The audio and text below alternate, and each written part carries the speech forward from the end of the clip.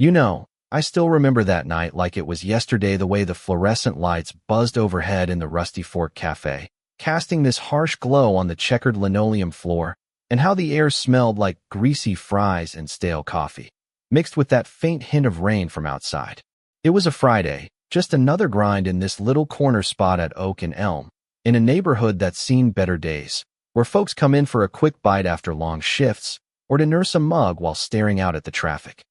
But that evening, everything shifted when those guys walked in 6 of M, all puffed up with that fake toughness, leather jackets that looked like they'd been dragged through a junkyard, led by this scar-faced punk named Rocco, who had a chip on his shoulder bigger than the whole damn block. See, Rocco and his crew weren't just random troublemakers, they had history here.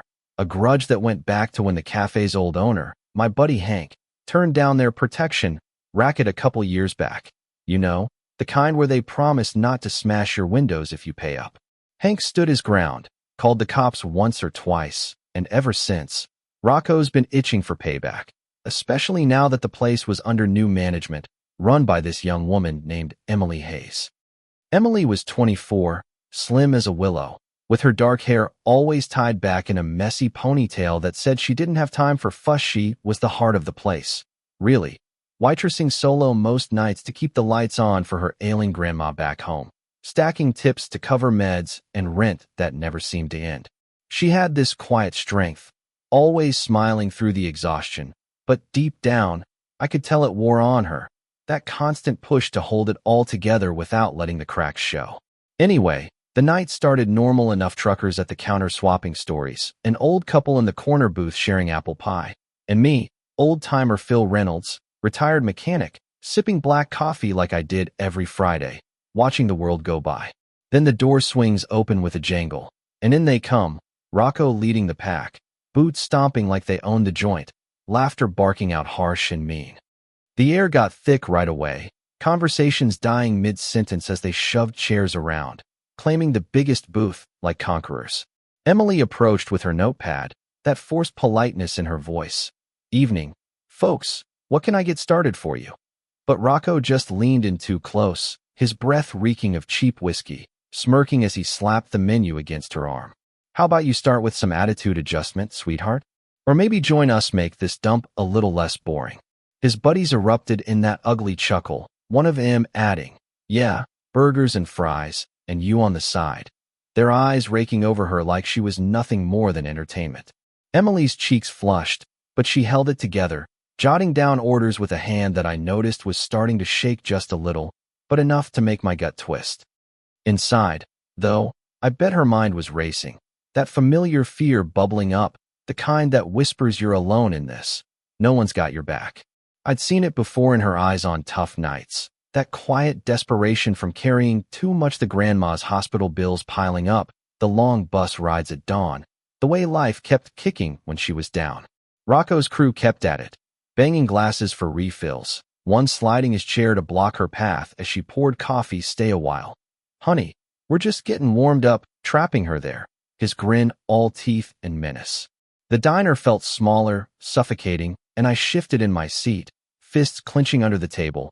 But at 75 with a bad knee, what was I gonna do? Start a brawl?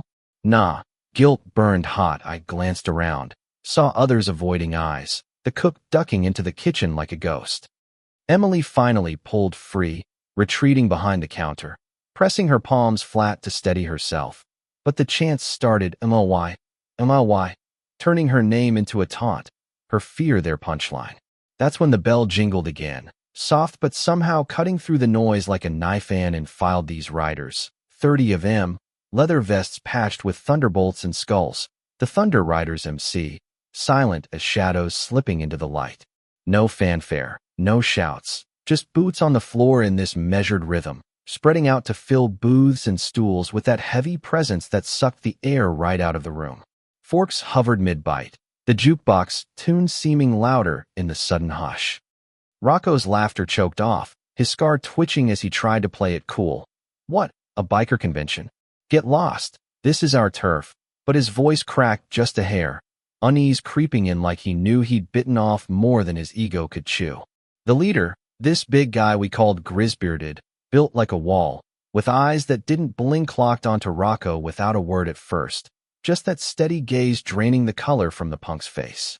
The riders didn't order fancy, just coffee, black in whatever she suggests, one said, nodding at Emily with a voice deep and surprisingly gentle, like a rumble of thunder far off. Emily blinked, caught off guard, but something shifted in her hands steadied as she moved between tables.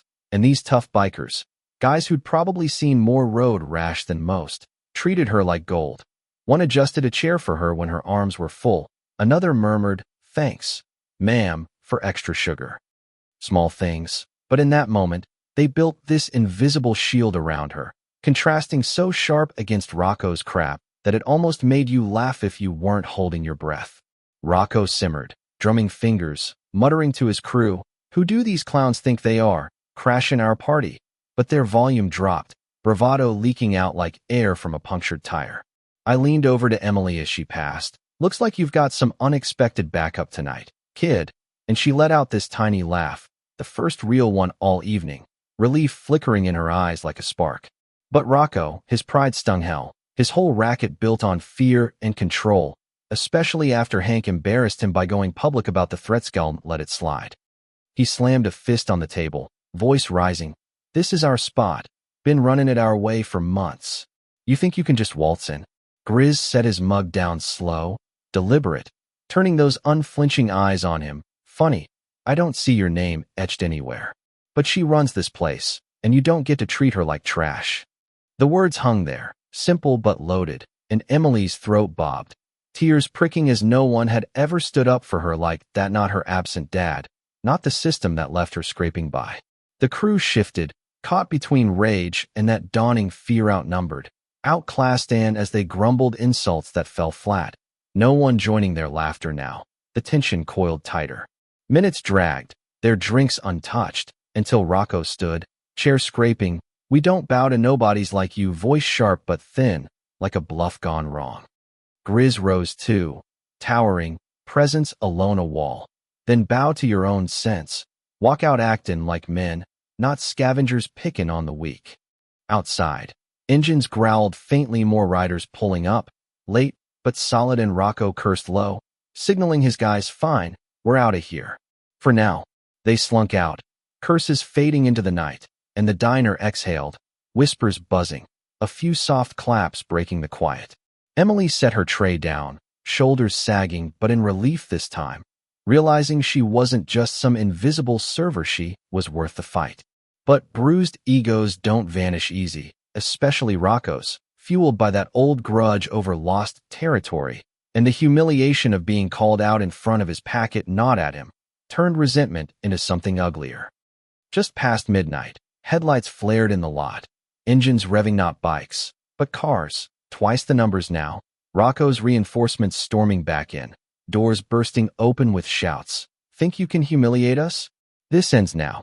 Emily froze, rags slipping from her fingers, heart hammering again. That brief peace shattered. I muttered under my breath, "Here we go." But the riders? They didn't panic, just rose together, vests creaking like armor, lining up steady. Grizz's voice cut through, "Calm, stay back, we've got this." The gang crowded the counter, Rocco sneering, "You bikers ain't nothing but road trash." But against 30 unflinching men, their noise shrank. One rider stepped up, not with fists but pulling a folded bill from his vest, laying it down. "Coffee, for every table." And one by one, the others followed, stacking cash, paying for strangers' meals in this ripple of quiet generosity that threw Rocco off completely. Their power was fear, but here, fear had no grip. Kindness amplified the riders' strength, making the gang look small, petty. Grizz locked eyes with Rocco. "You want to be loud? We'll outdo you with loyalty. Want respect? Earn it. Till then, you're just echoes." Rocco's face twisted, fists balling, but the unity, the acts of grace piling up, left him sputtering, speechless. Sirens wailed distant then, some trucker outside calling the cops, and the gang stiffened, eyes darting. "Time's up," Grizz said casual, almost amused. Rocco spat on the floor. "This ain't over," but it rang hollow as they backed out, swallowed by flashing lights. The riders settled back, sipping coffee like nothing happened, and Emily leaned on the counter, watching, Gratitude swelling alongside this new realization. Strength wasn't about swinging first. It was standing firm, silent command rewriting the rules. Dawn crept in, gold edging the windows, and Emily moved lighter, shoulders straighter, pouring refills with nods from customers who'd hidden before but now offered smiles. I raised my mug to Emily, and the riders joined, her flush one of pride, not shame. Grizz slipped 100 under his cup, "For your grandma's meds," murmuring when she protested. "We notice things." "Take it." Tears welled as she pocketed it. The riders rising to leave, the diner feeling safer, scrubbed clean of shadows. But change stuck. Emily's story spread like wildfire through barber shops and corner stores, locals whispering about the night the Thunder Riders stood for a waitress, turning myth overnight. Customers tipped better, strangers kinder, even the cook gruffly muttering, "Proud of ya, kid." At home, her grandma listened to the tale, tears on frail cheeks, "You're tougher than you think," and Emily believed it, tucking her in with fresh resolve. Weeks later, the bell chimed on a rainy evening, and there was Grizz, dripping in the doorway, coffee and pie, and she poured on the house, smiling, "Fair trade. You reminded me to stand tall." He shook his head. "Nah, that was all you just nudged the memory." Months passed. Grandma slipped away peaceful, and at the funeral, the chapel filled with townsfolk in riders in leather, helmets under arms, Grizz in back bowing his head silent, steadying her more than words. Outside, engines rumbled, "Find a promise," brotherhood showing when it counted. Seasons turned. Emily stayed at the Rusty Fork, but everything shifted. Booths once laced with fear now echoed protection, rowdy folks quieting before lines crossed. She fingered that worn bill in her pocket sometimes, reminder that strength was presence, not noise. 1 year on, walking home under stars, streets quiet, but her mind humming with that Harley rumbliest song of safety now. She paused at her door, whispering thanks into the night, silence answering, but that was enough. Emily Hayes, unbreakable, head high, no longer trembling, but seen, defended. Sometimes heroes don't roar, they sit quiet, proving loyalty drowns out cruelty. But here's the thing that gets me thinking, was it right? Those riders stepping in like that, taking justice into their own hands, or should we always wait for the badges?